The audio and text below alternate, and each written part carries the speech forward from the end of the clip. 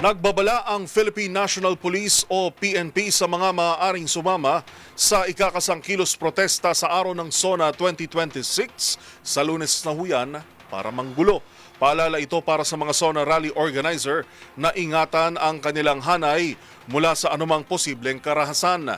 Ang balitang yan tinutukan ni Edniel Parosa. Nanawagan sa Philippine National Police Chief Police General Jose Melencio Nartates Jr. sa mga organizer ng rally na protektahan ang kanilang hanay mula sa mga maaring manggulo sa State of the Nation Address ni Pangulong Bongbong Marcos. Wala man direktang sinabing banta, binigyang din ni Nartates na walang matinong rally organizer ang papayag na maipit sa sakitan ang kanilang sariling miyembro.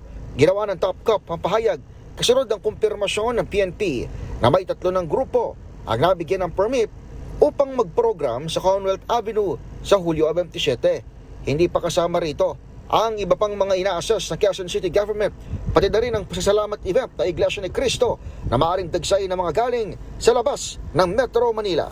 So we do not have the exact details pa sa kanilang gagawing anniversary celebration. So we would like to find out, of course, for the proper preparation. But as the preparation, we all have contingency plans whenever they will decide to hold their anniversary celebration.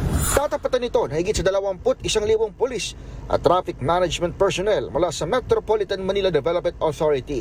Mamayang alas 5 ng hapon, itataas na ng NCRPO ang full alert status para sa seguridad at talumpati ng presidente sa araw ng Lunes. Para sa MBC TV Network News, ako si Edniel Parosa ng DZRH. Una sa Pilipinas, una sa Pilipino.